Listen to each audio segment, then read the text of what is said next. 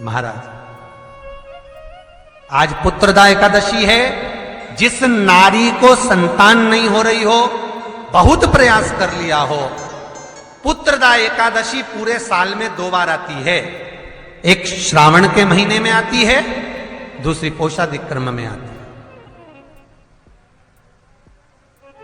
श्रावण के महीने की जो पुत्रदा एकादशी होती है, ये संतान की वृद्धि करने वाली होती है।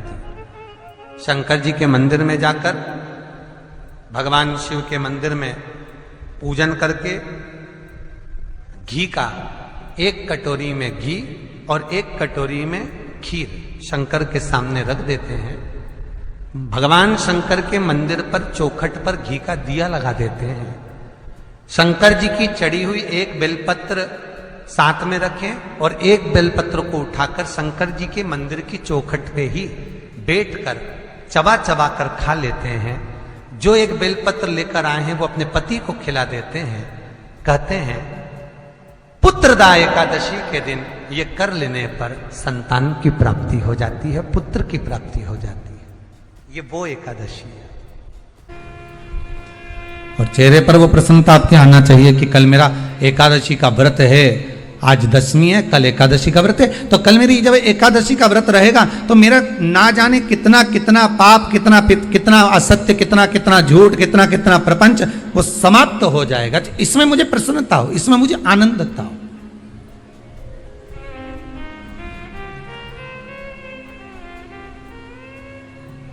तो क्या कहा गया कि प्रयास करिएगा कि एकादशी के दिन कोई वृक्ष की, कोई डाली की, कोई कोपल की कोई पत्ती ना तोड़ी जाए।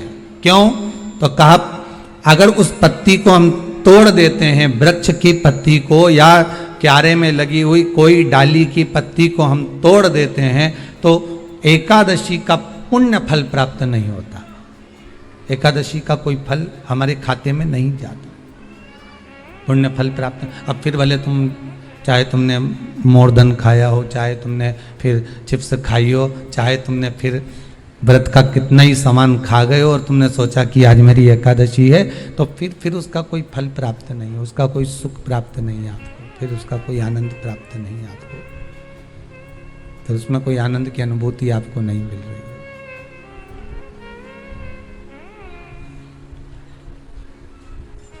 फिर उसमें कोई फल की प्राप्ति आपको नहीं हो रही।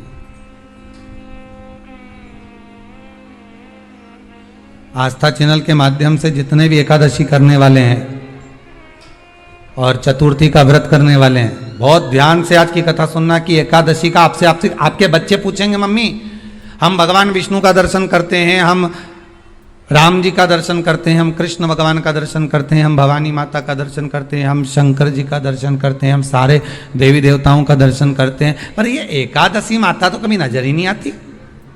पूछेंगे कि नहीं पूछेंगे कि तुम जिस एकादशी का व्रत करते हो, इनका जन्म कहां से हुआ,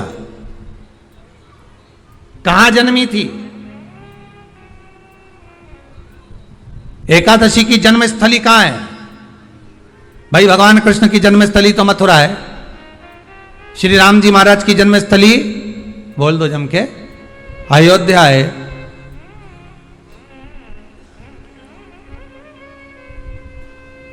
कोई आपसे पूछ ले कि एकादशी की जन्मस्थली कहाँ है, तो आधे लोग तो बाल खुजाने में लग जाएंगे कि एकादशी आखिर पैदा कहाँ हुई थी, जन्म कहाँ लिया था, इसका जन्म हुआ कहाँ था, कहाँ जन्मी थी ये।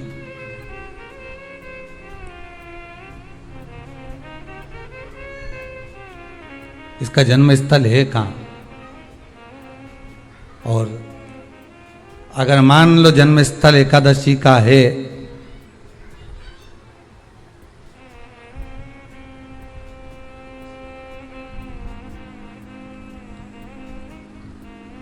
और एकादशी अगर जन्मी है, उसका जन्म हुआ है और दुनिया के लोग इतना व्रत करते हैं, उपवास करते हैं, तो फिर इसका जन्म स्थल कहां होगा? तो कहा इसका जो जन्म स्थल है वो बद्रीनाथ। कहां पर है? बद्रीनाथ। और उस बद्री विशाल में भी एक गुफा जिसका नाम है हेमवती। क्या नाम है? हेमवती। उस गुफा में एकादशी का जन्म स्थल है। बद्री विशाल में हेमवती गुफा जो 12 योजन अंदर प्रवेश करने जितनी है, 12 योजन की गुफा के अंदर, हेमवती के अंदर एकादशी का प्रागट्य हुआ था, एकादशी का जन्म हुआ था।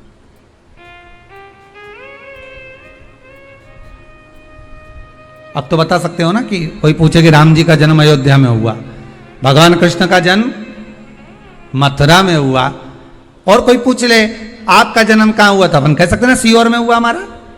और आपसे कोई पूछे कहाँ हुए तो कहीं इंदौर में हुए, कि देवास में हुए, कि भोपाल में हुए, कि मुंबई में हुए, कि पूना में हुए, आपका तो बता दोगे। पर बच्चे आपसे पूछ ले मम्मी तू इतनी एकादशी का व्रत करती है, एकादशी का तू व्रत करती है, और सबको करा देती है कि बल्लभ कुल की एकादशी करो, भले बकरी जैसे चरो पर एकादशी करो, और सबको एकादशी कराया। तो कोई पूछ ले कि एकादशी का जन्म कहाँ हुआ था, तो आप कह सकते हो कि बद्री विशाल में, हेमावती में, बद्री विशाल के हेमवती गुफा के अंदर जो 12 योजन की गुफा है, उस गुफा में एकादशी का जन्म हुआ।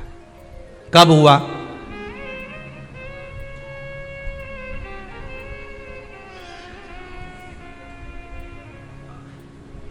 जन्म होने का कारण, राम जी के जन्म होने का कारण था रावण का संहार। भगवान कृष्ण के जन्म होने का कारण था कंस का संहार। नरसिंह भगवान के जन्म होने का कारण, प्रकट होने का कारण था हिरण्यकशिपु का संहार। वराह भगवान के प्रकट होने का कारण था कि पृथ्वी को जल पर लाकर ठहराना, हिरण्याक्ष का संहार।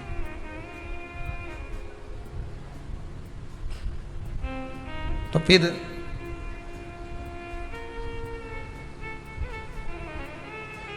इसके जन्म का कारण क्या है?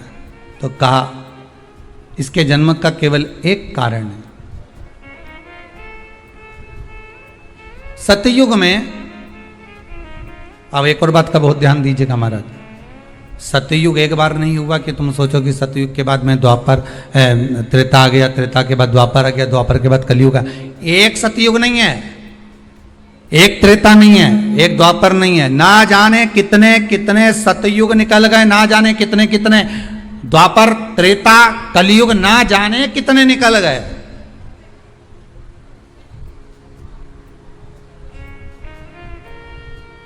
और आप और हम जैसे भी इस पृथ्वी पर ना जाने कितने, अरे जम के तो बोलो, निकल गए। पृथ्वी वहीं की वहीं है, जिस मकान में रहते हो वो मकान भी वहीं की वहीं है। बस कभी कभी एकदम प्लाट हो जाता है, फिर उस पर वापस बन जाता है, फिर क्लीन, फिर बन गया, फिर क्लीन, फिर बन गया। ना जाने कितने कितने कितने कितने जन्म हम ले चुके हैं, और हमारे भी आगे का जन्म कितने जन्म होते रहेंगे। जमीन वहीं की वहीं रह जाएगी और अपन चले जाए, बस वो जगह वहीं रह गई।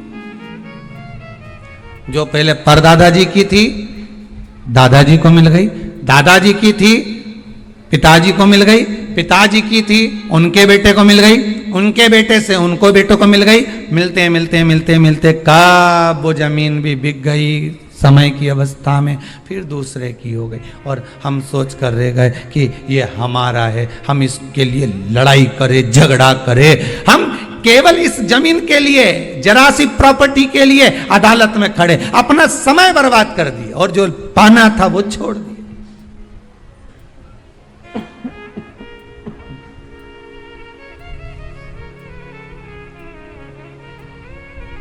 जो पाना था वो छोड़ दिया हमने।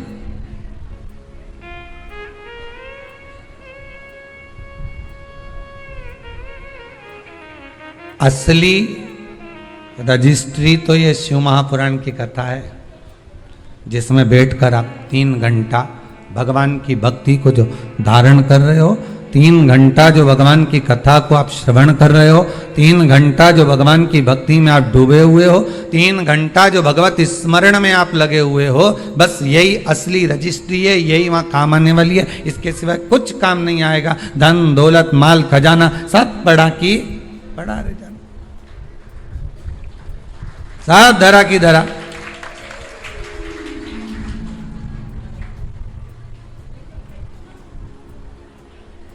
रह गया। वो एक लाइन आप लोग स्मरण करते होंगे, सज धज के जिस दिन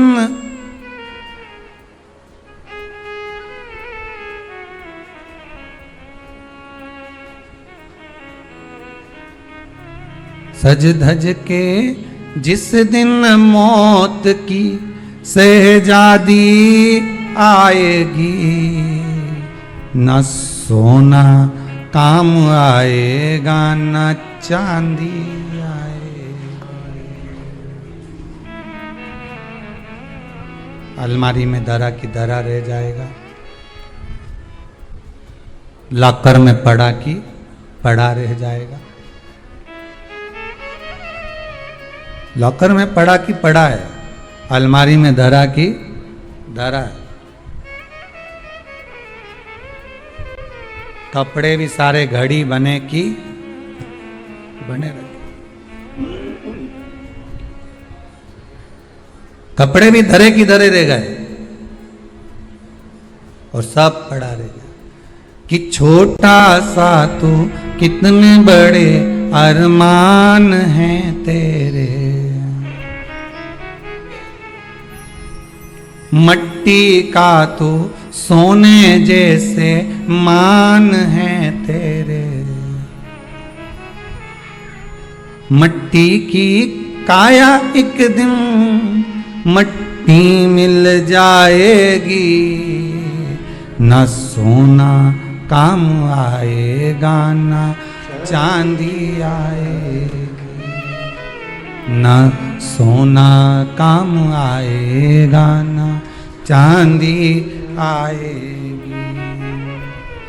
सज धज के जिस दिन मौत की शहजादी आएगी, ना सोना काम आएगा ना चांदी आएगी, ना सोना काम आएगा ना चांदी आएगी। सब पड़ा रह जाएगा, धरा की धरा रह जाएगा, सब पड़ा की पड़ा रह गया, जीव चला गया। झगड़ा करा, लड़ाई करी, विवाद करा, खूब झगड़े पर मिला क्या? इतनी सी जमीन है, इतनी।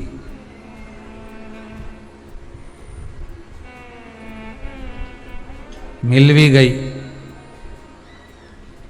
हो गया, मान लो तुमको मिल गई लड़ाई झगड़ा में। यहाँ तो शिव महापुराण की कथा कहती है कि माता पिता के आशीर्वाद से बड़ी दुनिया में कोई प्रॉपर्टी नहीं है। माता पिता के आशीर्वाद से बड़ी दुनिया में कोई दौलत नहीं है। कि जिस घर में माँ बाप की इज्जत नहीं होती, उस घर में देखना कभी बरकत नहीं होती। सही प्रॉपर्टी, सही जमीन, सही जायदाद, सही धन, सही दौलत, सही संपदा तो माता पिता का आशीर्वाद है।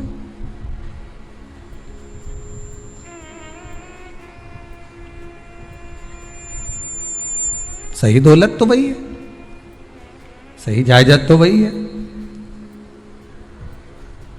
अब प्रयास करना एकादशी के दिन कोई पत्ती ना टूटे। अगर आपको तुलसी के दल की भी जरूरत है तो आप दूसरे से कह सकते हो कि मुझे तुलसी का दल ला दे,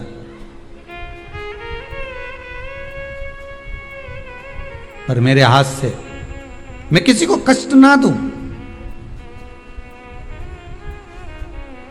कितने तपबल से एकादशी की उत्पत्ति हुई है, कितने तपबल से।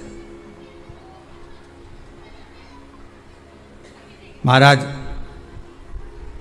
सतयुग एक नहीं आया, ना जाने कितने सतयुग आ गए। द्वापर एक नहीं आया, ना जाने कितने द्वापर। त्रेता एक नहीं, ना जाने कितने त्रेता। कलयुग ना जाने कितने हुए, और अपने जैसे भी ना जाने कितने तो कभी कभी तुम अहंकार भी मत करना। अपने भीतर ये अभिमान नहीं आना चाहिए कि आपके बराबर कोई दान नहीं कर सकता, किसी के